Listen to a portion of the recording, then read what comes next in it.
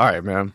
Welcome back to this episode of Talk Smack with Mac. Today we have a guest on the show, Quasheem D. Herring, a producer, actor, casting agent. He does it all, man. He's an overall badass MFer and just a good guy.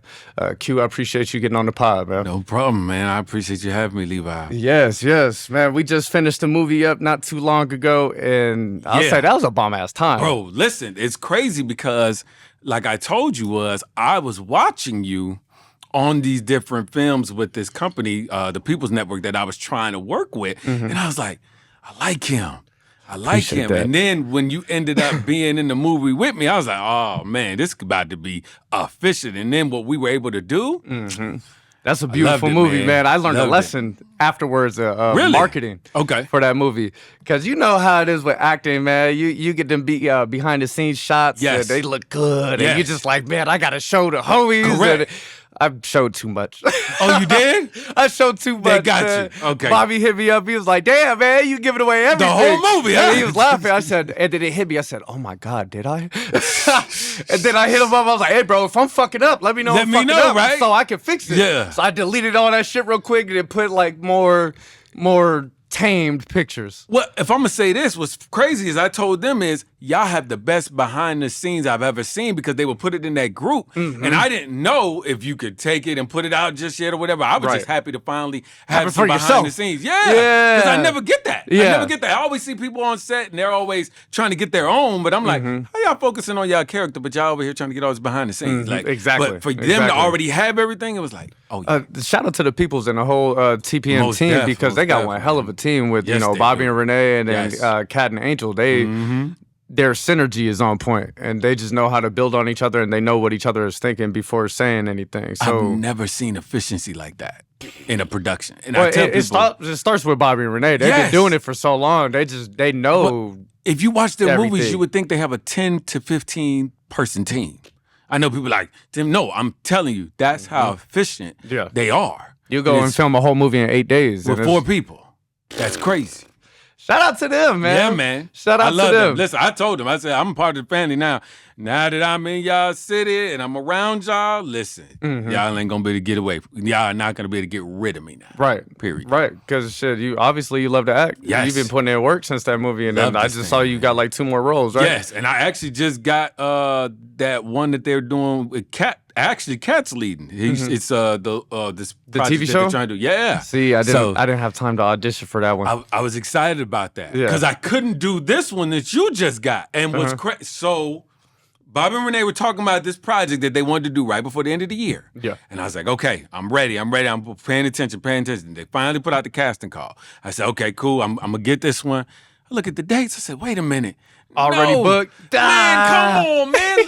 Out of all the dates in November, it had to be that. Right. Oh, man, that's how it usually goes, but that's a blessing. Yeah, it is. You're sitting up there, I can't do this movie, man, I really want to, but I'm already booked. Yes. It don't get better than that. It don't. It's like if your problems are, I have to choose between this or that because I'm working my ass off and fortunate things are coming my way. Yep. You could just sit back and smile, man, and be appreciative of it all. Agree, but it just hurt a little more when I saw you and Brandon was on. I saw my boys is on there too. Man. Come on, man. And it's funny because I auditioned for 2 roles and I got neither of them. I got a different one. Okay. But I tell you, I went in there, I auditioned for the role of Rick, and I crushed that shit. I know you did. I know. I had Kat rolling because Kat comes and she helps me with all my shit, and she was laughing her ass off. Yep. Yeah. Speaking of Kat, man, that's exciting. That have you seen her work? So I've seen her work. She's but the crazy thing is we've never been in the ring together. And what's crazy about this is me and her are both the leads. She's the lead woman, and I'm the lead guy. And it's like having to be able to see Kat in there. I'm just like, man, it's gonna be so much fun. Like, she sent me an exciting message to let me know I got it, and I was sending her excited mail like, yo, let's go. I'm excited. Like, when? Like, let's do it. So I'm excited to work with her. Yeah, but I know she's a beast. Shout out to my girl, man. She is, like, she's been working behind the scenes so much that people forget that she's a beast, too. And that's what's crazy. I'm like, Kat, like, I be forgetting that this is your wheelhouse. This is really your efficiency. Shit, I got to remind her sometimes too because she has fallen in love being behind the camera and the whole directorial approach of things and just being a woman in power, which she's fantastic at that. But it's like, motherfucker, don't stop acting though because I'm a fan. I'm trying to see my girl do her thing. So that's what's up, man. Shout out to y'all. I'm excited to see what you guys end up doing with that. Yeah. You only casted for the first episode, right? No, I'm on all the episodes. Well, because you're a lead, but I think so. They're doing six. They're doing a season 1, and it's 6 episodes. Okay, and then we don't know if it's gonna be a season 2 or season 3. But like those, I'm almost in every single episode. Nice. So that's pretty cool. Oh, you got the whole script for everything? Yeah, I got the whole thing. Ooh. They sent me the whole thing, man. Okay. So I know exactly what's gonna happen in the 6 episodes. She was like, "Did you read it? Did you like it?" I said, "Man, I already know I'm gonna like it because I have not had to be able to be in a TV show."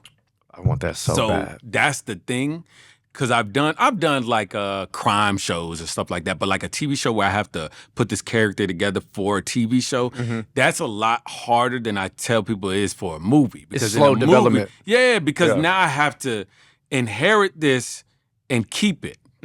Because now I have to remember, okay, these are the choices my character makes. Okay, this is why he does this, or this is why he does that. And I have to build this up because now I have to slow burn you instead of making you fast forward to understand exactly what I'm doing. Exactly. Now I can take my time, and that is the efficiency of most people that are on TV is you have to take your time. Because if I show you all my cards in that first part, you may not want to see the next episode. Exactly. Now I ain't even giving you nothing to look forward to. Got to lead them on a little bit. Yeah. Would you say like each episode would be its own beginning, middle, and end? I think so. I would think so, but it's connected in a way because it's building our relationship and then it's building the story too. Yeah. So I think that's the most efficient thing when it comes to TV, and I think that's why a lot of people that do a lot of movies, they don't do a lot of TV because it's hard to pivot it. Yep. Because it's like you have your theater, your TV, and your film. And if you're listening, if you don't understand that each one of those are a different entity, you have to understand that. I can't approach film the way I do TV. I can't approach theater the way I do TV, or I can't approach TV the way I would do a movie. Yeah. It's that simple. So to me, it's a different animal. It really is. Because now you're working with a movie. Let's say you're doing a movie in a week. This TV show, y'all could record like every other week, and it's like you're having to build up and hold it. You can't let it go. Yeah. See, a movie, once our character's on, I can let him go, move on. So, do you have anything that grounds you? Like, hey, this is what makes me Q versus my character. Like for me, I use my necklace. Okay. My necklace is, hey, this is Levi. This is grounding me, bringing me back. Especially if you're doing like a real dramatic scene or day or whatever it may be. It's funny you say necklace because the D is really important to me, and that's why I wear it around my neck. It's actually from my deceased grandfather. So I wouldn't say I efficiently touch the necklace and feel that. I think what really grounds me is hearing my name, right? And it's not my name like necessarily they're saying my character name myself, but if somebody is calling me and then saying Quasheem, like when I hear that, I can now kind of pivot and remember all the things that are the elements, which is my dad, my mom, my wife, and then just having those type of things and my kids. So it tells me, okay, it's okay to relax because you heard your name. You can. That's why, honestly, I don't like people calling me my name when I'm on set because I'm so efficient when it comes to my character. I'd rather you call me my character name so I can stay in that element the whole entire time. I 100% agree. So because it's hard to get into that mindset. Yeah. Like, hey, I'm completely forgetting everything that Levi has experienced in life. Yes. And now I'm instilling new things and new reasons and new bridges and installing new gaps and mental deficiencies or all of that shit. The whys, figuring out the whys, getting rid of the real whys that make me and programming these new whys on why I'm this character, and that shit, you could blur the lines with that very easily. And see, I'm a method actor, and it's actually frowned upon a lot now because we don't really joke around with everybody when we're on set. We don't really try to have these nuanced moments away from the character. Right. Like if my character is a savage, I'm a motherfucking savage the whole fucking time. I'm a Yes. savage even while we were having lunch. Yeah. Like if you have Smack my it and chips spit that I food. want, Yeah, I you might go come snatch and that snatch shit. my Yes. damn chips from you. And you like, yo, what? What you talking about? What you gonna do? Like, yeah, for real. And they be like, oh my gosh, like, Q is so crazy. And it's like that. Like, I remember one time I was on the elevator with one of my play brothers, James. We was filming Black Money, and they were having us do the last scene first. We're in the elevator, right? Yeah. This is the first time I'm meeting these people, and I'm sitting there in the elevator, and he keeps talking to me. I'm ignoring him. Right? And he's still talking. He's talking. Then he finally just said something, and I said, nigga, I'm locked in. Like, he's like, oh, shit. Whoa. And because I had to go kill people. Like, my next scene, I'm shooting people, and he talking to me about the dumbest shit. Bro, I don't give a fuck about Dunkin' Donuts right now, I don't give a dog. fuck about none of that shit. I'm about to go about. let this motherfucking nine sing, and you fucking me up right now. It was like, he was like, oh my gosh, well, let me just pull out my script and get myself together. Because I knew the script back from front hand to backhand, so I already knew, like, the different things I'm trying to do, and I'm trying to, like, find all the pain from this character through this entire movie and now give it to you right now. And you're talking to me about something that does not matter. Yeah. Unless our characters would be talking about this in this moment. He's one of my henchmen. Yeah. I'm like, nigga, I'm going to end up slapping you during the scene. Chill out, bro. That shit is funny, man. Hey, you know what? Filming the last scene first could be very hard. I remember my movie Blood Pact. Okay. My first scene on set was my death scene. Really? Mm-hmm. Damn. So I'm like, okay, so we walk in, I'm hugged up with Siobhan's character, we're kissing and shit. Siobhan. It's dope ass actress, phenomenal actress. Talksmackwithmac alumni too. But we walk in, we're kissing, we're hugged up, and then I get waxed. And I'm like, okay, how would I be holding her or kissing her or talking to her at this moment? Yep. What happened in the script that led us to this? Yes. All right, our characters already done had sex hella times, and we're actually intimate. Yes. She actually likes me, and I like her back. We're falling for each other. Yes. Okay, so that's gonna dictate how I'm holding her. Agreed. How close she is to me. See, when you go to hug people, how are you? Double arms? Are you getting, underneath the arms and pulling them in closer Levi, to the side? See, I think a lot, Do you know bro. so many actors don't know these things that you just said? And these are people that's been to class, been to school. They need to go back. Shit. But the thing about it is they don't understand is what you just said. It matters. Fuck yeah, it does. My relationship with you matters. See, they think just because of your husband and wife or boyfriend or girlfriend, it's all the same. No, it's not. You could be mad at your wife right now. Or what if we really don't rock like that? Yeah. What if your wife is not as affectionate?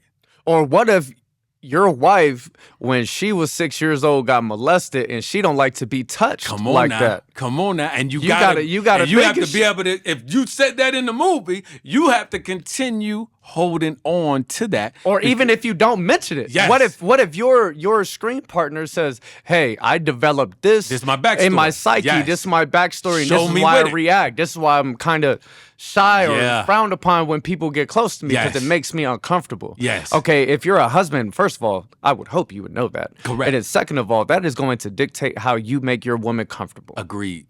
So it's like, these little nuances and the deep thought patterns and thinking and reflection that you have to have into this shit. It takes time to learn that. And every day I'm writing. Yes. Is what helps me. Okay. I write a lot. Okay. I write even if it's little short 2-3 minute stories. If That's it's good. an idea in my That's head, good. I'm gonna get it down. I like because that's how you develop. Yes. And then if you could write I wrote a feature. Okay. And that shit, I like it. It's my shit. It's my baby. I'm excited. But I wrote a feature. I'm gonna need to get rolling there.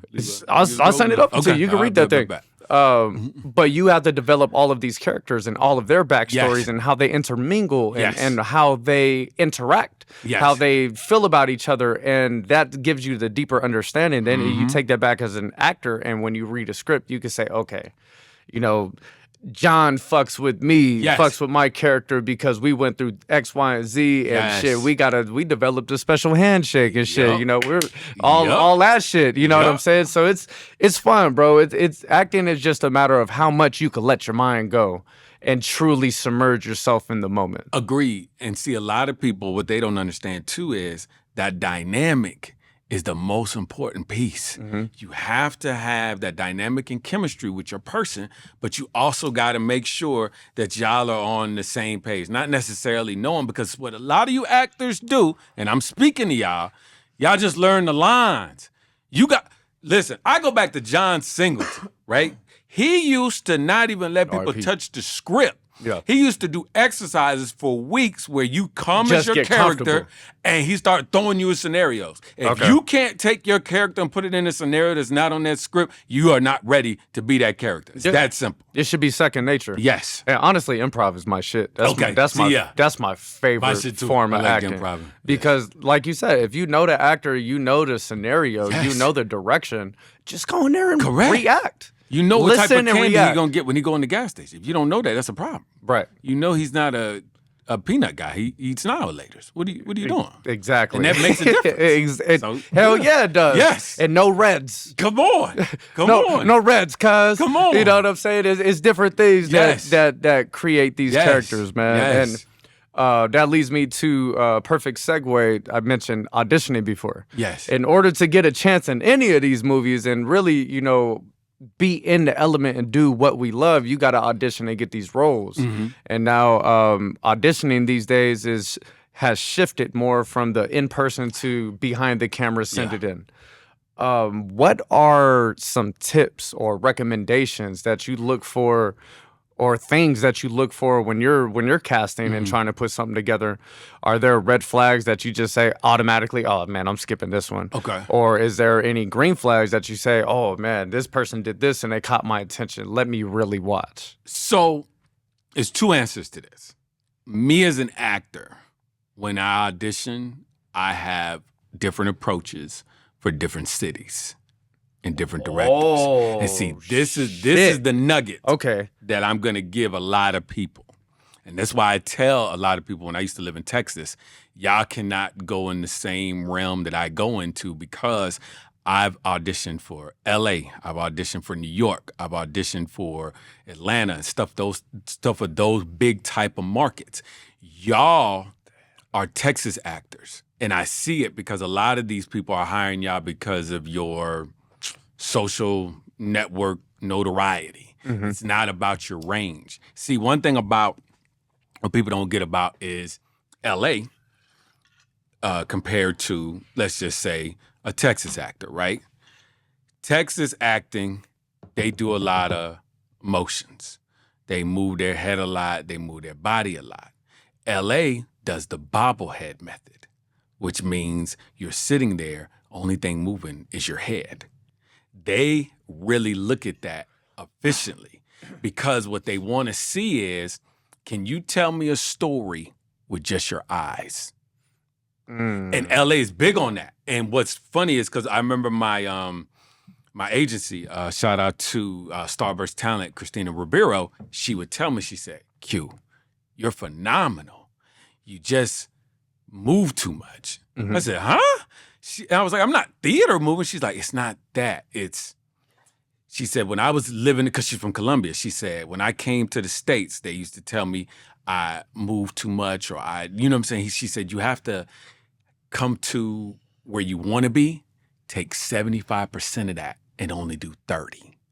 And the reason being is because you want them to be able to see if they can bring you higher, or if they can bring you lower, or they can keep you right where you're at. But what the most important thing is, they're looking at this. When you watch a movie, right? You know, sometimes when it closes up on just you and it's just your head and your shoulders, they want to know, if I do this with the camera, people are going to watch. And if you're able to do that, that's what they love. See, but there's other people that want to see you act out the whole entire scene. They want to see you shrug your shoulders. They want to see you use props. They want to see you use your hands. But LA, they're the holy grail, man. They want less is more. Exactly. And you can scare a director because you've come in too hot. Funny story. I love Big Bang Theory. Do you like that show?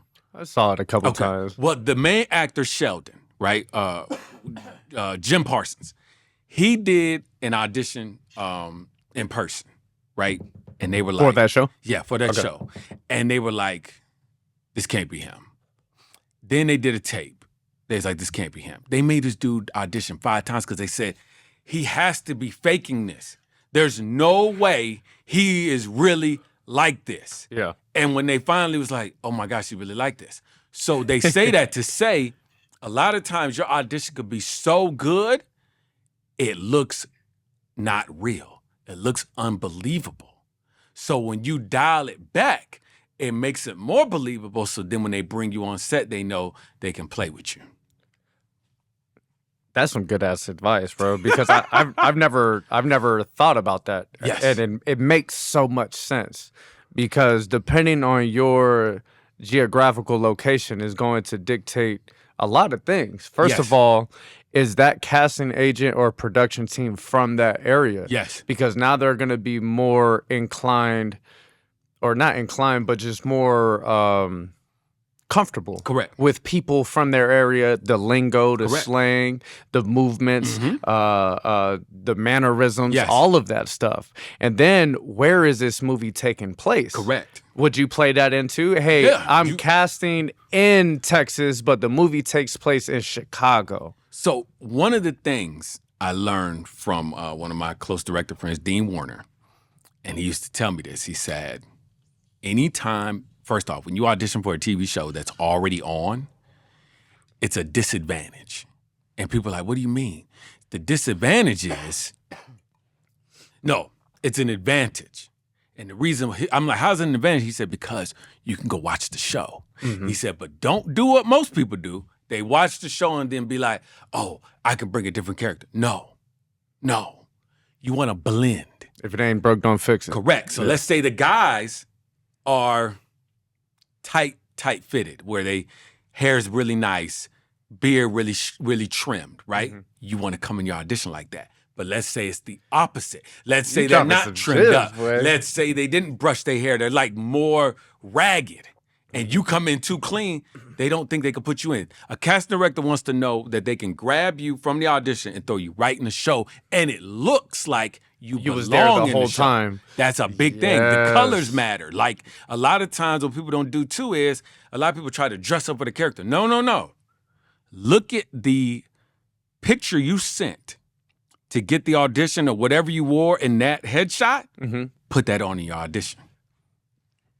Because that's what grabbed them to give you the audition in the first place. Now they're looking at you like, wait a minute, you had a jean jacket on with this nice shirt. Now you over here in this suit, or you in this purple because you think, oh, well, it's a businessman. Oh, it's a lawyer. Oh, they don't care about that. Yeah. They only want you to show them, because this is the thing. I want everybody to know this. When you get your audition, they already picked you because of your picture. They love your look. So now your look is out of the picture. The only thing left for you to do is to show them that that look can look good while you're saying words or reacting to them. Good shit, Q. You dropping some good shit. So when I cast, one of the biggest things I look for is confidence. And I can tell confidence from the beginning, because I watch people in movies now. I know when people are in a movie thinking about their lines. If I look at your audition and you're thinking about your lines, it's not going to work for me, because I already know you can't efficiently go. And another thing too is, I don't like self-tapes because I don't know how many times you taped. Right. My friend Dean Warner, he hired a guy because it was a great self-tape. Come to find out, it was his 50th take. And then when he got him on set, he froze up. He froze up and then found out that he can't be on camera for more than 30 minutes without him needing like a mental break for 2 hours.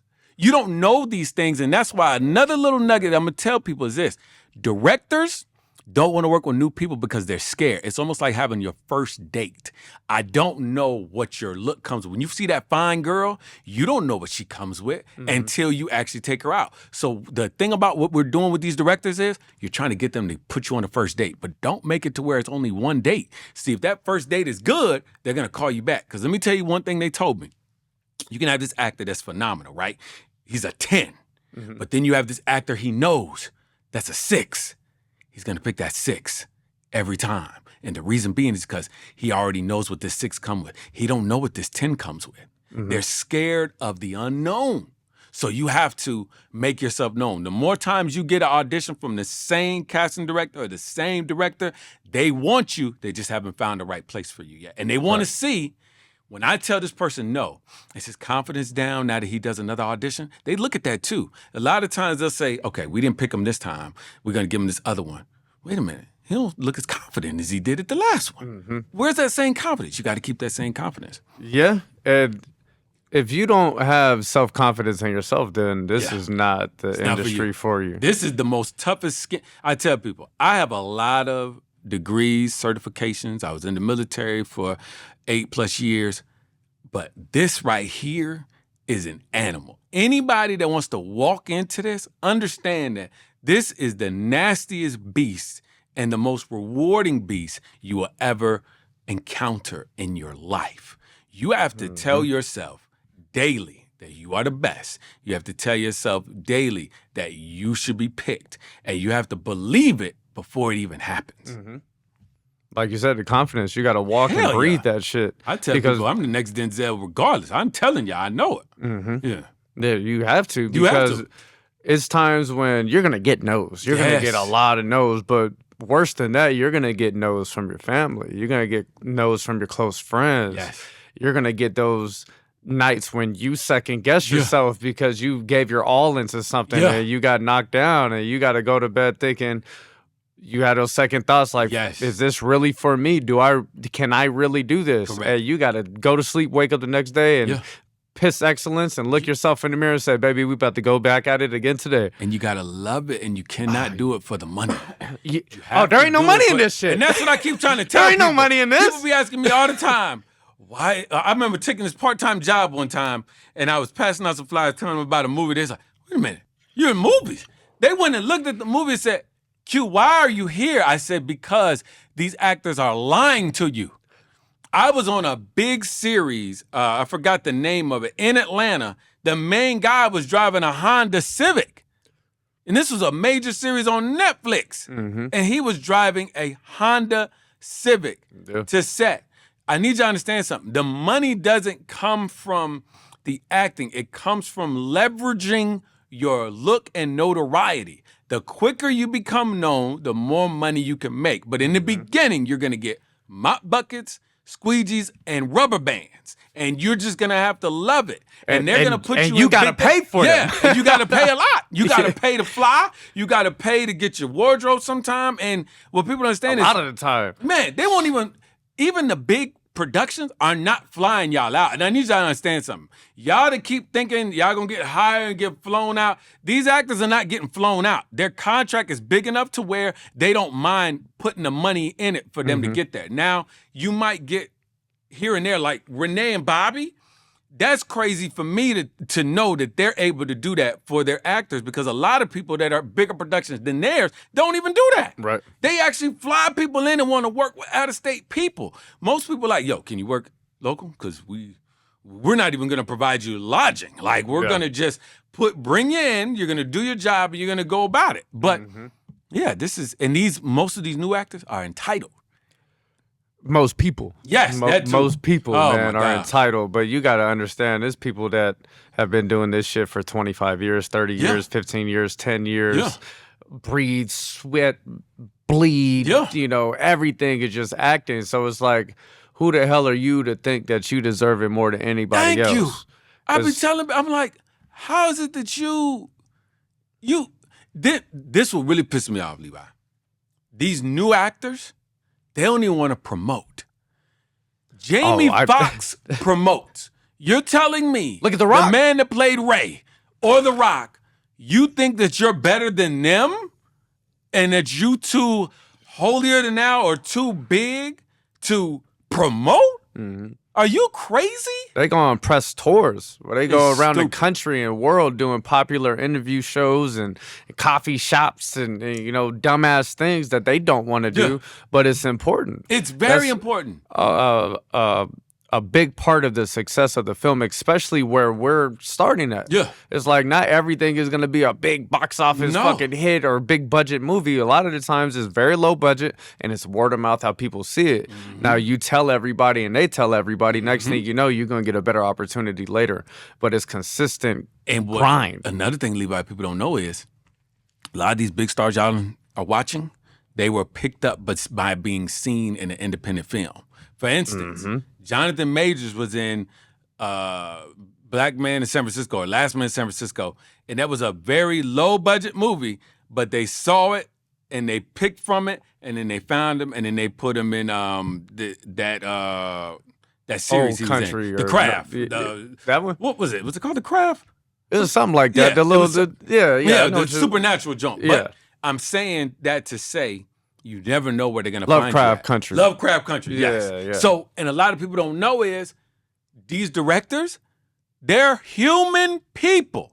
They sit at home and watch TV. Yeah. Do you think all they do is watch their movies? No. I would think they would watch all lower budget shit trying to find the next person. They sit at home on the same way y'all sitting on the couch watching Tubi.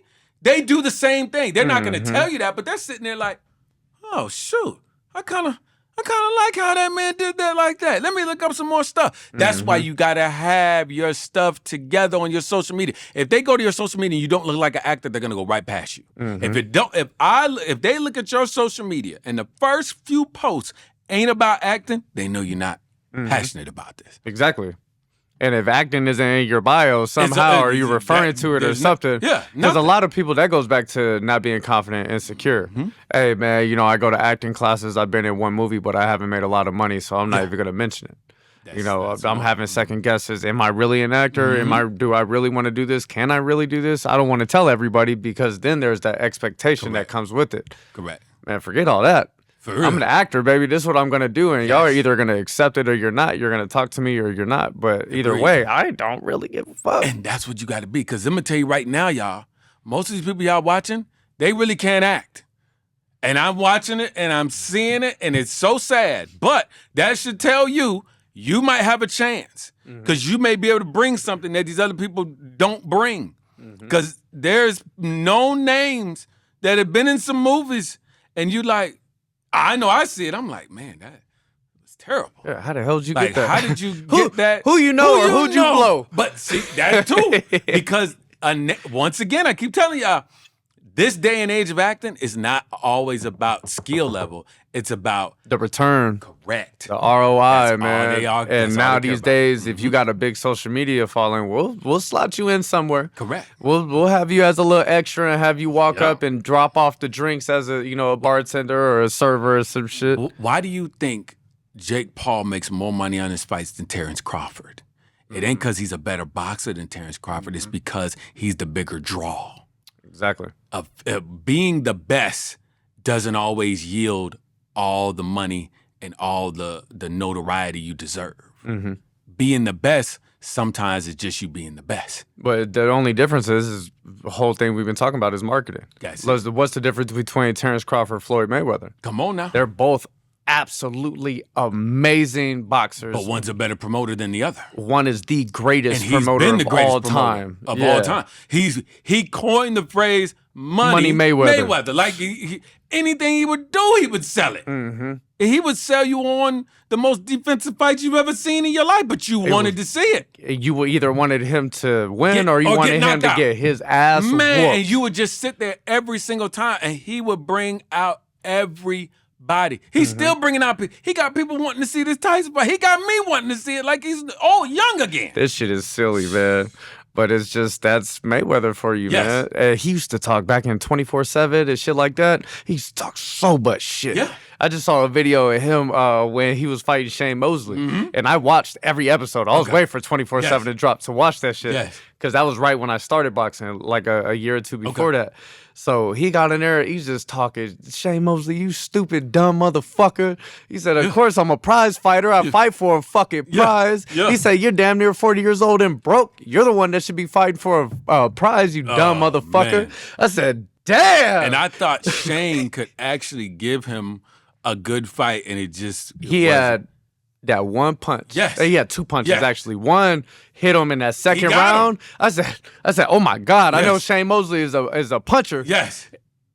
He wobbled Floyd, and then you proceeded from the 3rd to the 12th round to see the most masterful class of boxing I've ever seen in my life. He put a class Shane, on. I don't even think Shane Mosley landed a power shot for the last 9 rounds. He didn't. I was like, oh my God, what is happening? That's why I tell people that Canelo fight and Crawford, if you take away Crawford's name, right, and you put somebody more that y'all like, y'all would say that was one of the greatest fights in there. But the problem is, people don't like him. He's not a likable person. I don't know Terrence why. Crawford? I don't know why people don't like him, but they don't like him. You gotta like a person that gets shot in the head and drives himself to the hospital. Man. Or Come on, get pushed dog. out there to fight people, and your mama making you just fight people in the neighborhood just cause? Come on, man. I salute that dude, man. Yeah, shout out to Terrence Crawford. He's just now getting his roses for the last 2 fights. When he beat Canelo and then when he beat Haney. Yes. Man, he went out there and beat the brakes off of both of them. Yes. And Canelo, as we all know and the world knows, is one of the greatest of all time, an absolute masterful boxer. Yes. And he fought him in the pocket, and he was 20 pounds less. At the end, he said, I couldn't do anything. I've never seen a fighter so frustrated. When I looked at Canelo, Canelo's face was like, every time he tried, and then he was like, dude, man, come on. When I think Canelo threw like a 2 and a hook to the body, and Crawford slipped it and it countered with the uppercut in the pocket. Yes. But Canelo slipped it or rolled with the punch. Yes. Still got hit, but rolled with the punch. But his face, like you said, after he said, all I could do is defend. I can't even get anything off. Nothing going. Man. But that's the most, you as a fighter, ain't that the most frustrating thing when nothing is working? Mm-hmm. Nothing. I want to fucking tackle you now. Shit, fuck this boxing shit. That's going out the window. He didn't give him a low blow, man. I wouldn't even been mad at him. I would have took some starch. And I used to play fight night, man. My dad used to say, hey, hit him with hit that low blow, take that starch up at him. You might lose a point, but guess what? You're going to help you in the long run. Yeah. All right, well, Q, man, we gonna jump over and do take after take, man. Okay. This is my favorite part. And since we don't have no drink or anything, I guess we gotta get these push-ups popping. Hey, I'm down, man. Shit, you hit me up to go to the gym, so we about to find out what you got. Okay. I'll put it like this. I'll give my opinion on everything, every question that I give, but instead of me doing push-ups for my stuff, I'll just match any push-ups you do. Okay. All right, and we're going to start. I told you we're going to start with the regular, and I want to know your whys. It doesn't have to be a full-blown conversation, but give me a little backstory on why you think a certain thing. Okay. But the first question from this segment, Take After Take, is who is more talented, Jamie Foxx or Will Smith? So it's funny you put those two together because they've both been in movies where they had to portray somebody that either passed away or was about to pass away or that was an iconic legend. You had Will Smith with Ali. You had Jamie Foxx with Ray. Mm-hmm. I always tell people, if you look at those two like that, it would be, okay, it's even, right? Mm-hmm. But now, take Ali away from Will, take Ray away from Jamie. What does Will have that can beat Jamie? He got Bad Boys. But who was in Bad Boys with him? Martin Lawrence. Thank you. We're talking about single. Well, I mean, hey. Were you the lead? Jamie and Django, he has some folks with him. So think about some of the movies that Jamie's done by himself. Mm-hmm. Like he's actually done some movies by himself. He even went into the Marvel universe. He was a dope villain in Spider-Man. Right. So when I look at that, I look at the whole body of work. Jamie Foxx would have never did Wild Wild West. To me, doing Wild Wild West takes you out of a lot of conversation for me. And then the movie where he was stung by the stingray, what was that, 7 seconds? 7 pounds? Yeah, 7 pounds. You got to stop. That was a good-ass movie. It was a good movie, right? Yeah. But Will, was Will the best actor in that movie? I think I've only watched it once, but and the reason I think so. Who else is in it that was crushing? So that storyline, what sold you on that storyline? It's been so long, bro. So a lot of people, I'm not going to lie to you. I was in the movie theater. When he was out crying next to the gate, I was laughing. And the reason why I was laughing was because it was so unbelievable. See, I'm always about believability when I watch a movie. And my boy True Light, he said it perfectly the way I love what somebody said. He said, when I'm watching a movie, when I start feeling like I'm watching a movie, you lost me. When I'm watching a movie, I need to feel like I'm not watching. You're lost in that world. Because if I'm not. It's no longer a film to me. And Jamie Foxx, almost everything he does, he makes me feel like I am in the movie. Even Breaking All the Rules, which is a movie that people probably haven't even seen. It's a comedy with him and Gabrielle Union. This dude talks about the love factor is love means you have to do inhumane things. And he's like, if you're in love, you can really bite through your hand, right? And in one of the scenes, he can't bite through his hand. But then at the end of the movie, he bites through his hand. And I know people are like, well, what do you mean by that? What I mean by that is it's believability. It's believability. And Jamie has so many of those. Even when he was, the crazy thing is, even when he was in a movie with Will Smith, he was believable as Ali's friend. Remember, he was Ali's actual what was he? Was he the corner man? Or was he was his partner that was stealing money from him? And he was in Ali with him, and he hung in there too. And he even bodied that role because he got the Southern drawl and all that. Even when he did the movie with Michael B. Jordan, when Michael B. Jordan was the lawyer. And Just Mercy. Yeah, and he murdered that. The Southern drawl he had to do. See, my thing with Will is, Will don't take chances. Will is Mike Larry reloaded on multiple movies. Yep. I see Mike Larry every time. When I see Jamie, I see a new character every single time. So to me, that's why Jamie Foxx is a better than Will Smith. It's not even a close back and forth. It's because Jamie actually transforms into new characters. Will Smith plays the game of, you saw me in Independence Day? If you look at Independence Day Will, and then look at his newer movies, they look the same. Yeah. Because he's the same exact person. Just like he was in his TV show. That's why Uncle Phil said to him, "You're not an actor." The only scene he ever said you finally acted on was when he cried about his dad. Yeah. Because he finally let go. Yep. And that's one thing about acting is you have to let go. I've done roles that have taken me out of my whole entire element. And you have to do that as an actor or you're going to get typecast. And not even that, you're going to typecast yourself. Right. Because you're not doing the range. And that's why, to me, Will ain't better than Jamie. I mean, shit, it's hard to argue that. Well, Jamie is a bad dude, man. Jamie, listen, what's crazy about Jamie is Jamie's not only just bad in movies, he can sing. He can so sing. It already puts you. He can play hella instruments. His stand-up is hella good. And his TV. His TV was good too. Yeah. That's what I'm saying. Like, and if you look at Fresh Prince's show and Jamie Foxx show, one had a lower budget, but one to me was funnier. They were both funny. Yeah, they both was funny. But Jamie Foxx show, Fresh Prince of Bel-Air, and the Wayans Brothers was all on the same tier. Remember White Mike on Wayans Brothers, man. Yeah. Hey, Wayans Brothers is my favorite out of the three. Wayans Brothers is my shit, man. I'm waiting for Scary Movie 6 to drop because this is gonna be hella. They hit me up to be. They were sending out these things. Hilton Cast to be an extra. I was like, man. That's like one of the type of movies like I would just be an extra on just to be watch in the building. Just to watch, if the dates bro. lined up, I would have submitted because it'd be dope just to be in there. Let me just see all these funny ass people going crazy. Because you know how much stuff they're gonna do behind the scenes, and you gonna be able to enjoy that. Because when I did Suicide Squad, Margot Robbie and them, and Jay Courtney and Pete Davidson, the stuff that they did behind the scenes while we was in that plane was the most funniest shit I've ever seen in my life. I'm sure you learned a lot watching it behind the scenes too. So it's certain things that's hella cool. It's other times being an extra on big budget suck ass. Yes. I was in Venom 3. I made the final cut too. I see a little side profile and shit, but that was like the worst night of my life, bro.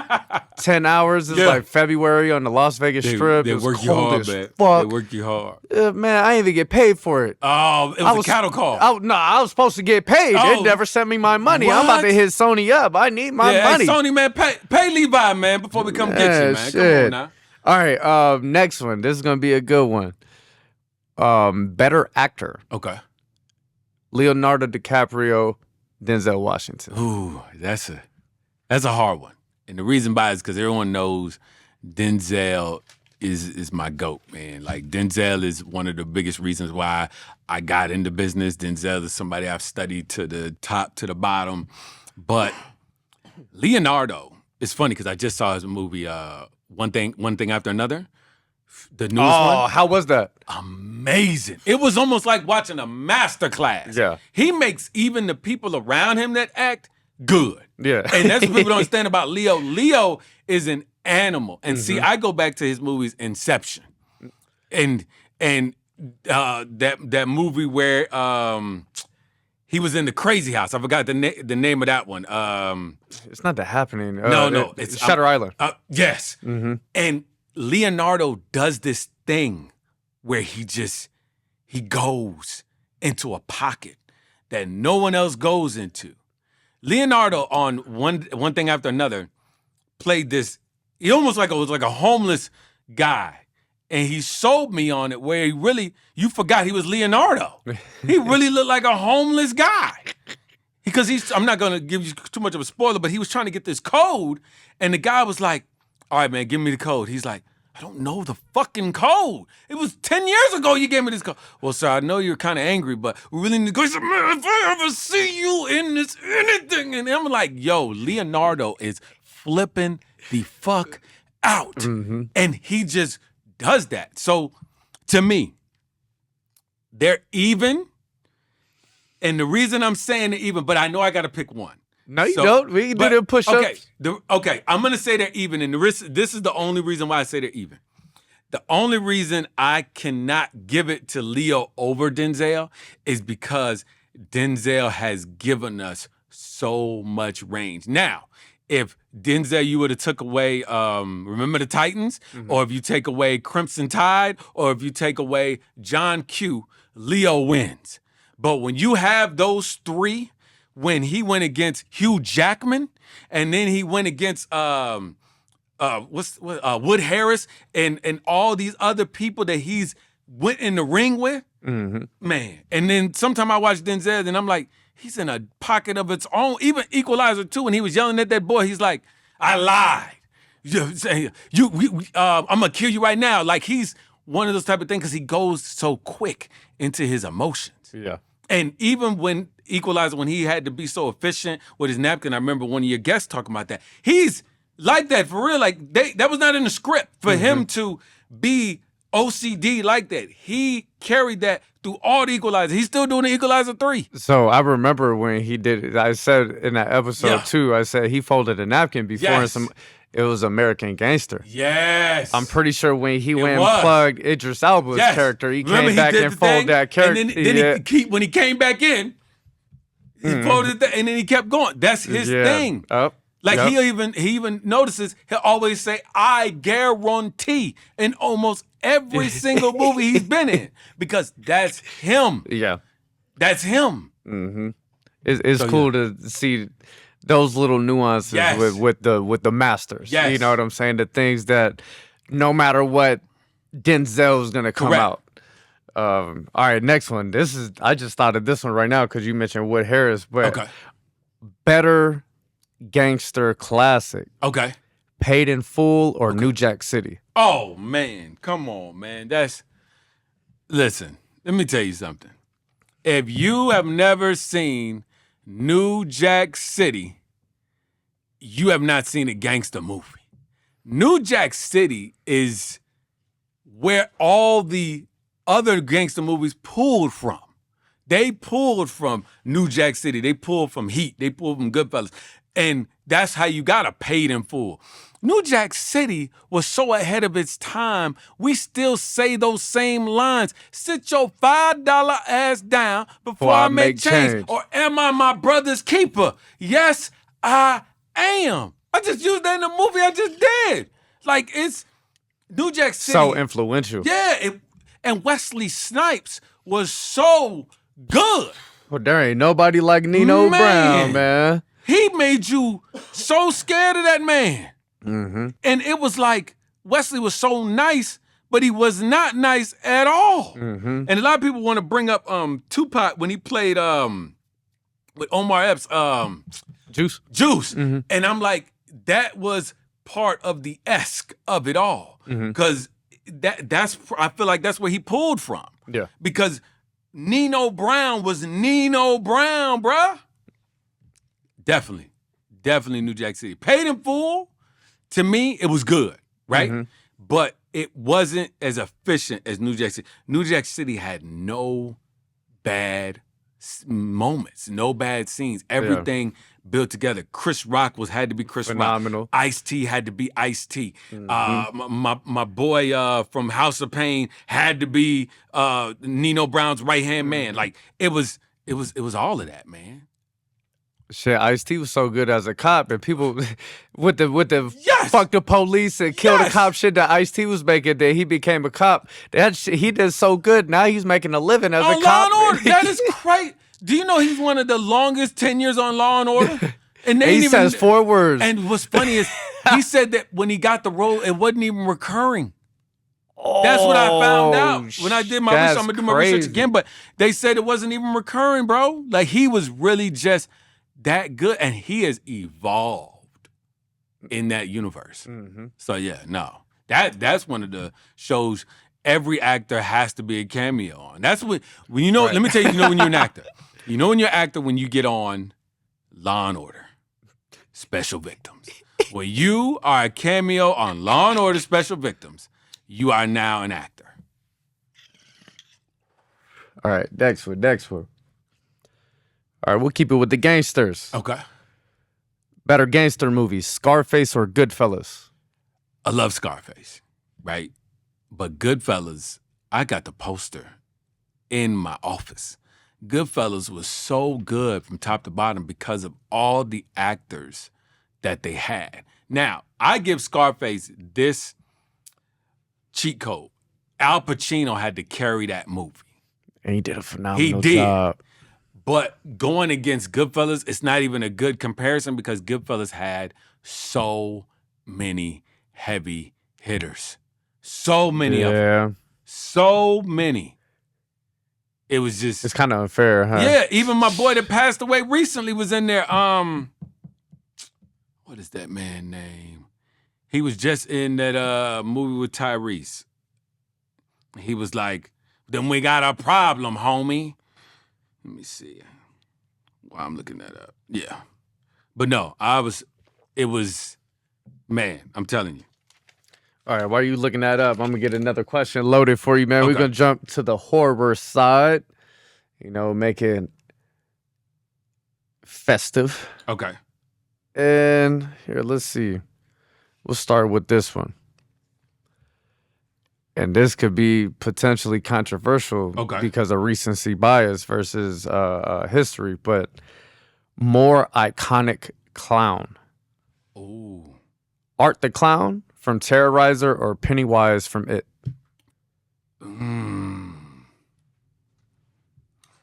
So, first off, Art from Terrorizer is underrated because a lot of people don't know who that clown is. But I think he was more savage than the It in Pennywise. I think you could arguably say he's the most savage out of anything. Because he wasn't friendly. See, the problem with it was friendly and then he became mean. Like matter of fact, what's funny about it was he would use his charm to charm the kids and lure. Art was just terrifying everybody. He didn't care. He was like, I'm a clown and I'm not trying to be your friend. I'm a clown because I'm laughing at what I'm going to do to you. The whole time. He was like Joker. You seen the second one? No, I ain't seen the second one. So the second one, bro, there's this scene where he follows this girl back to her house, has her in her bedroom, and proceeds to torture her for what seems like hours. And I'm talking about he scalps her or de-scalps her. He's like cutting into her leg and pouring acid into all of her wounds. And then her mom comes into the aftermath of this. And she's still alive, like, ah. So she's feeling all of this. You got to go watch that. That's like alive. That was one of the most intense scenes I think I've ever seen in a horror movie, bro. Like it was, and for some reason, as I'm getting older, I can't take it like how I used to. I'm getting a not little the bit same. more Squirmy, queasy right? and shit. Yeah, nobody told us that happened as we got older. I guess it's because we could really understand or put ourselves in that position. Cause I used to be, I could still watch all the Saws, but now some of the Saws It's would be just like, especially if I had to watch the older ones now, it would be harder. Yeah. Because I'm like, how did I watch that? All right, so you're saying you're taking Art the Clown, yeah? I'm gonna take Art the Clown. Okay, so we'll jump over to Saw. Okay. Have you seen The Collector and The Collection? I've seen The Collector. All right, better movie, Saw or The Collector? Which Saw? We'll go with the first one. I'm gonna say The Collector because to me Saw got better as it continued. Until it didn't. Yeah, that too. But it got to like 5 or 6. Yeah, It but was like damn. Saw 2, Saw 3, They were and good. Saw 4. But once they killed my boy off, it was a problem. Then they tried to bring him back. It was never the same. Yeah. So to me, The Collector was crazy because, bro, this dude was really collecting body parts, dog. Like, for real. And showing it. And it was almost like stomach turning. Yeah. And it was so scary because you don't even think you could have a limb cut off of your body and you just still walking around functioning and stuff. Like, The Collector was that crazy, yo. And then he would put them on him. What you talking about? I'm saying like how he was collecting the body parts, he would be touching them and moving them around and stuff. Like he's touching the actual parts of these cut off people. Wait, you talk about The Collector when they're in that house? Yes. And the house is all rigged and Yes. stuff? Okay, just Yeah. making sure. Yeah. Yeah, no, that dude, and he was slick with it too. Yes. He was a real skinny, smaller guy, but he was slick with it. And he you had would that gimp underestimate suit him. on. That shit was a little weird. And you would underestimate him. Oh, for You sure. would never thought that would be the person that was going to kill you. You got to see the second one. Now I gotta look the at the Collection, second one. because I thought The Collector was great. The gotta second write one's that actually better. The Collection. Yeah, that It's one on my list. That one's better for sure. And they're both really good movies. Okay. Better scream queen. Okay. Laurie Strode or Jamie Lee Curtis, or Sidney Prescott, Neve Campbell? I knew he was going to say Neve Campbell. Because they're the best. Yes, they are. Neve Campbell. Neve Campbell is like the scream queen to me. Like she's always been, even if the movie ain't good, if she's in it, she's gonna get you to jump. She's gonna get you to believe. So I'm gonna say Neve Campbell, and give me the other three. Neve Campbell or Jamie Lee Curtis, Jamie. and their actual characters in the movie. Okay. I got to give it to Neve, man. Jamie Lee Curtis is a great scream queen, but I believe Neve Campbell way more.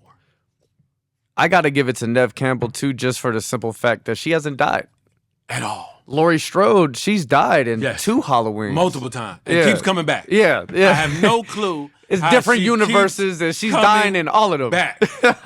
And another thing too about Neve, it makes me believe that Neve could actually kill the actual enemy. She could actually kill them and make it out alive.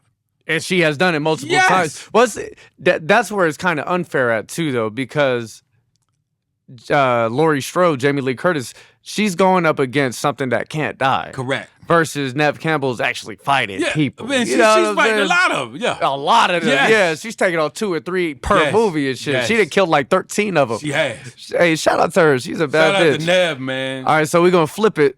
Better scream king. Okay. Bruce Campbell or Justin Long?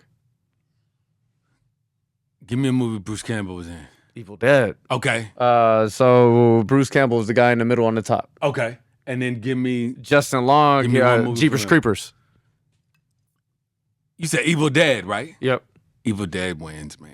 Evil Dead wins over Jeepers Creepers. And the reason why is because Evil Dead, that looked like that could really happen. No, for real. Like, that's a scary We don't know ass what movie. books is out there that can Man, open up some that holes is to some crazy. shit. See, Jeepers Creepers, I feel like you can run and make it out. Evil Dead, You think so? You're gonna run and it's gonna sooner or later come about. Like Jeepers Creepers, I feel like even when you watch the movie, it's like they might be able to get away. Mm-hmm. They might be able to survive. Evil Dead, it's like, even if you survive, you're still going to die. Mm-hmm. All day long. All you of might them. not die Monday, but you're going to die on Wednesday. Like, you eventually. made it. And then you're going to wake up and say, bro, today's the day.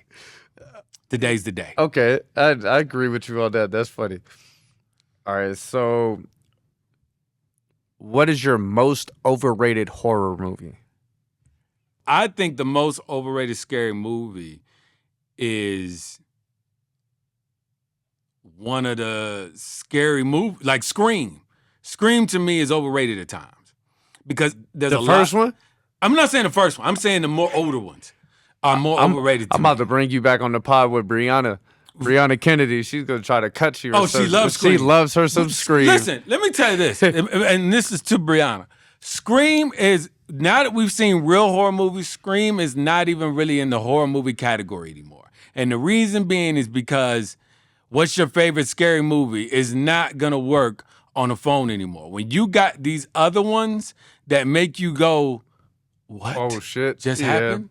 Like, because Texas Chainsaw Massacre, the first one, is never going to ever change.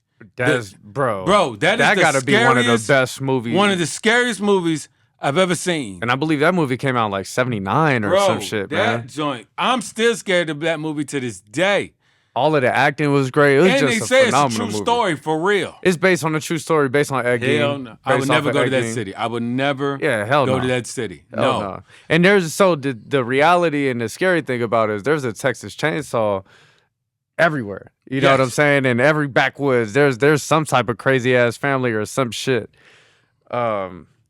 All right. I got two more, and then we'll wrap it up. I know you got some shit going. So the old school movie that's underrated, he used to wear people's faces. He would take their face off and wear it. And I forgot the name of it, and I'm going to get it before I leave, but yes. There's a scary movie where he would, like, cut people's faces off and put them on other people. That sounds like some Ed Gein shit. Oh, faces off. Old movie. And my director friend, Dean Warner, put me on that one, and I watched that movie, and I was like, oh, my gosh, this is crazy.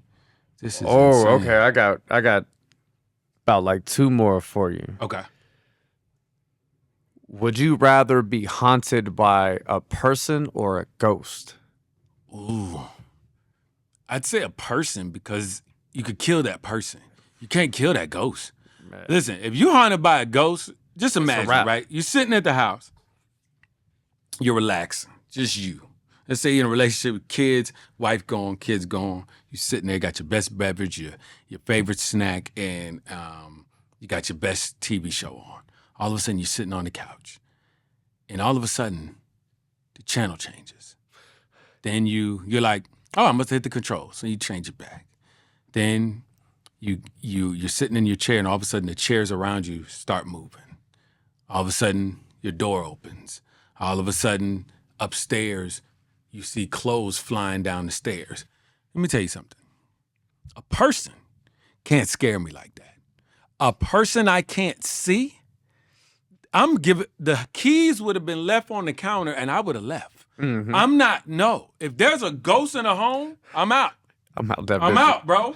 I'm right there with you, I'm man. out. Are you seen the movie Grave Encounters? Yeah. So perfect example. That's not fair. No. Like they could change things and shift the building around and play with your mind. And they were in that basement walking for weeks. It's not fair. And it never ended.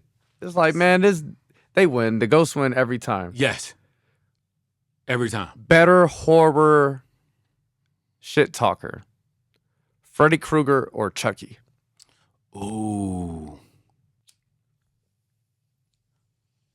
Freddy Krueger, man. And the reason why is because Freddy Krueger is funny as hell, bro. Like, he is funny even when he's not being funny. Like, Freddy Krueger to me, he's the best talking horror guy. Mm-hmm. Because his lingo was nuts. Like, he would just come up to you. All sexual, too. Yeah, he'll talk to you about your school paper or something like, you did good on that essay. But you better not go to sleep. The fuck? How you gonna give me a compliment and scare me at the same time? Right. Talking about, you went on that date. You think Brad's gonna call you? Well, guess what? If he calls you while you sleep, it may not be him. Like, nigga, dog, chill out, man. Chill out, Freddie. Freddie's a trip, man. Freddie's a trip because when you think about Freddy Krueger, he's a hypersexualized horror icon, but he only fucks with kids. Only. So that whole thing is so evil in itself. Yes. That I feel like some of us kind of overlook. Yep. But because he's fucking sticking his tongue out and trying to fuck on these little girls and shit like that. He's like a kid in a grown-up body. Bro, no wonder his ass got burnt. He's like a Pee Wee Herman, but he's crazy. He's a Pee Wee Herman crazy. Pee Wee Herman with some finger blades, bro. That's crazy. Dog, that's nuts. Who's more important to the success of a horror movie, the villain or the survivors? Ooh, I think if they're survivors, it could be the survivor. But to me, a horror movie, the most important thing is the villain, man. I'm not going to go to the movie for somebody to win because, to be honest with y'all, I'm cheering for all y'all to die.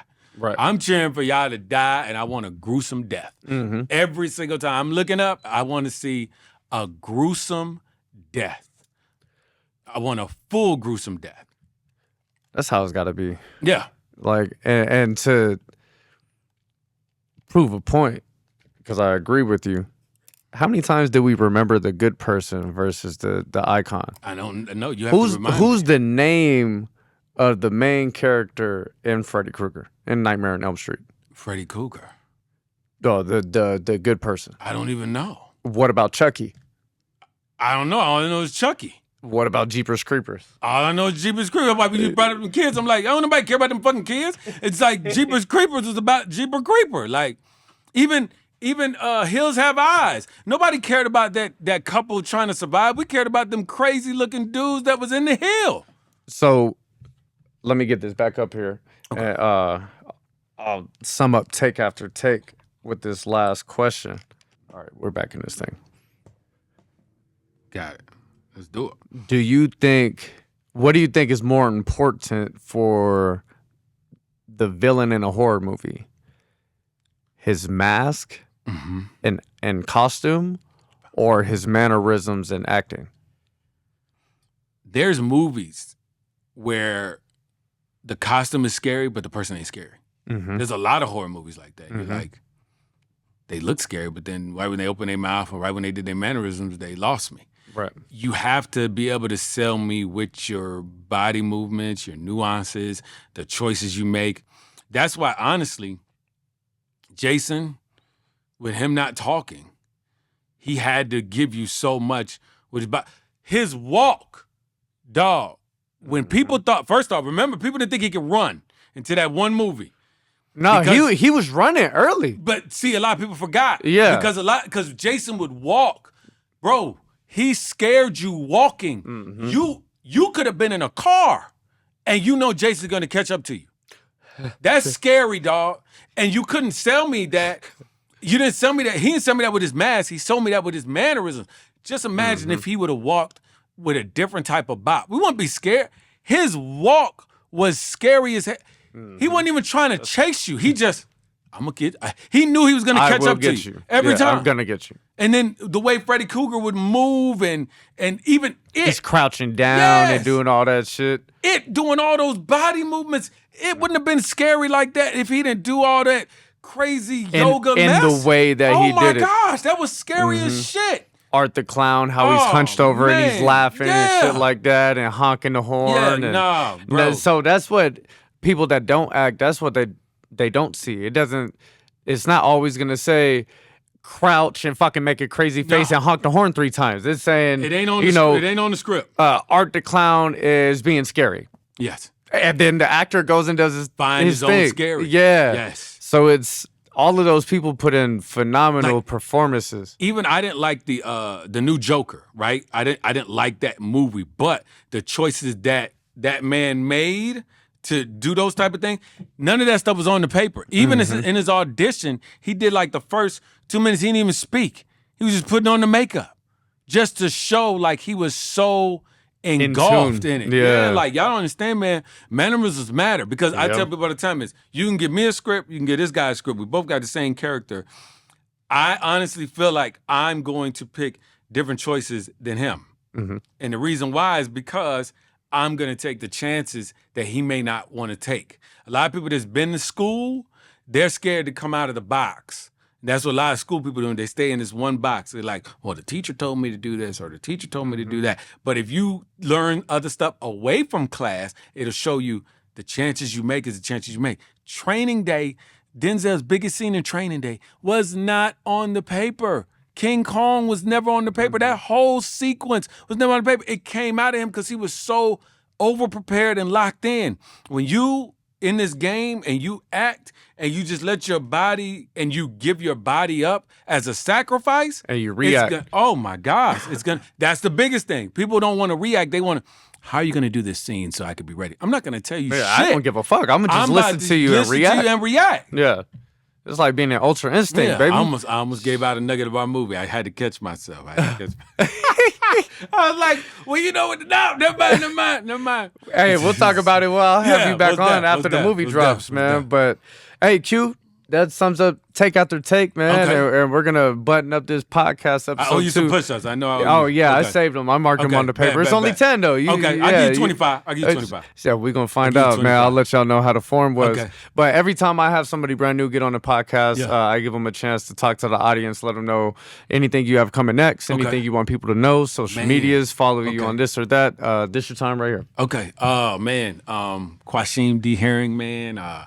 This is my passion, dog. Like, this is, sometimes it almost brings tears to my eyes because I've been doing this since 2019 and being able to do this full time, like I do this full time now, y'all. This is my main job, my main source of income, all of that good stuff. Yeah. And I thank the military for that too because they give me disability, but neither here nor there. But got a lot of things coming up. First off, which is unbeknownst to me, did not know how this happened. I have not lived in Charlotte in a very long time, but they nominated me for Actor of the Year in the Queen City Awards.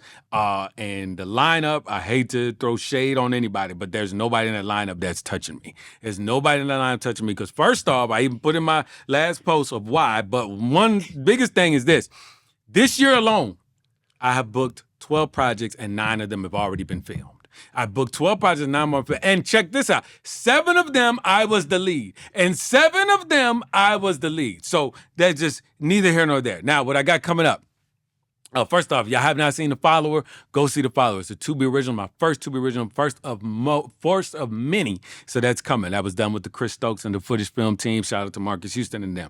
Now, if you want to get acquainted with me, go see My Man, go see Housekeeper 2, go see Black Money. All those are available now. Now, what's coming up for you? You got Can't Never Leave You Alone, December the 2nd. You got Her Best Revenge in January. You got Unanswered coming next year. You got Bloodline Betrayal coming this year. You got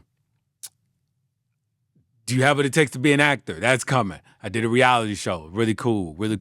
Shout out to the did a Full Figure Fling show about obese women being models. And bro, like it's crazy. And there's one caveat with that. It's so funny. I don't want to say it, but I'm gonna say it anyway. But one of the girls used to be a fat girl. Now she's small, but she's still like portraying to be fat. But it's like, so it's kind of cool. So, but it's a cool movie. And then I just did Loyalty and Larceny. That's coming out.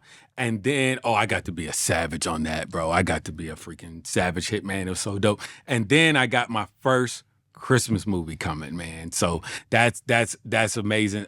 Because what people don't know, if you follow my story, is I started in Eastern Christmas plays. My mom was a youth director at church. She used to come in the room, hand me a script. We're on the way to practice. She'll snatch the script and say, "You better know it." And I'm sitting there at practice, and I'm looking at everybody like, "It's your line. How do you know that you ain't got your script?" I know it. Mm-hmm. They're like, "Why do you know?" I said, "Because I have to." My mom used to tell me all the time is, I don't care what character I give you, you have to know it before everybody because I don't want them to ever think I'm doing this as a favoritism to you because of my son. And that's the biggest thing. So I'm excited about this Christmas movie. I'm the leading man, so that's dope. That's dope, you know what I'm saying? So I'm excited about that, to work with these new actors and actresses. And shout out to Kat, man. Me and her got a series coming. It is called, oh my goodness, she's going to kill me. What is it called? Hold on. Shoot. I'm going to tell y'all the name of it, but before I say that, I'm still about my Checkmate stuff. 2 words, Checkmate production. We're actually about to do my love letter to you, and Siobhan is actually going to play the opposite of me. So that's going to be really cool. And of course, man, the People's Network, they're going to have us working, man. We got more stuff coming with them, and it's going to keep being that. It's called Behind Closed Doors. Kat would have killed me if I didn't say this right. It's Behind Closed Doors. It's a mini-series. Yeah, she would have killed us both. Quasheem, really? No, Kat, listen. It's called Behind Closed Doors, and it's going to be a phenomenal series, and it's coming to this new network, and it's going to be coming out next February, and we're going to start filming that real soon. So, yeah, man, everybody just buckle up, man. Be prepared, and got more stuff coming, man. Follow me on Instagram. It's my name, Quasheem D Herring. I always say it's Quasheem. Never forget the D Herring. It's always that way. And then check me out on Instagram, Facebook, and yeah, man. And anything y'all want promoted, I always like help people promote stuff. If you're an actor and you want some tips, I give you that. Listen, I never charge for this free game because I feel like it's my calling to give it to you, because my thing is this: I can give you the keys to the castle, but you got to learn how to turn it. Mm-hmm. That's how I go, man. And it's to God be the glory, to God be the grace. This is all a blessing. Nothing happens without him. He blessed me even to be on this great platform, this great podcast with Levi, and I thank you for letting me be a part of this, man. And I'm just so excited, man. This is gonna be my new best friend, y'all. If y'all don't know it or not, but this is gonna be my new best friend, bro. So I'm excited, man. I'm excited for y'all to check out this episode. I'm excited for y'all to keep following me. And I guess we'll see you at the top. And any actors that wanna act, reach out to me, man. 2 words, Checkmate is always looking for new actors. We got some productions that's coming soon. So yeah, we got My Love Letter You coming. We got what is it? Out of the Dark, that's coming, and then The Code. So yeah, so you working, man. Good, man. Shout out to you. You were fucking working, bro. Oh man, I probably forgot so much, but yeah, 7 leads in 1 year. Yeah. You just getting started, man. That's beautiful. Congratulations Appreciate to you it, on all of your successes, Appreciate man. And I'm gonna be here cheering along the Come way. on, man. I'm right there with you, man. You my tribe, man. Listen. Yeah. If I never call y'all my supporters, I never call y'all my fans, y'all are my tribe. And to be a tribe, let me tell y'all the definition. And I know Levi like, man, no, to be the tribe is that means you are never halfway when it comes to me. I never want no halfway people around, because a halfway person in a circle will break it or make it into a square. I don't want a square. I don't want a rectangle. I want a circle. Mm-hmm. So if you want to be tribe, that means you are tried and true. That means you do things without being asked to do it, and you do it because you're passionate about your people winning. I am tribe with a lot of people. That's why I don't follow a lot of people. My followers are very low because those are the people I know are efficient. I unfollow people all the time, just to let y'all know. Because I watch to see the higher I get if you stop liking. Or then are you liking stuff when I'm low? Because that tells me right there whether or not you want to ride with me. You're really down for you or not, yeah. I'm going to make it to the top, but there's a lot of people coming with me. So you're either going to be the people that come with me, or you're going to be the people watching. That's why I say, if you can't vote for me for this type of award, don't look for me to shout you out in the Oscars. Yeah. Well, Q, I appreciate you getting on, man. That was a fun episode. It's definitely not going to be the last. Yes. I have you on in the future, man. But that sums it up for this episode of Talk Smack with Mac. All right. We out. Hey, man. 2 words. Checkmate. What?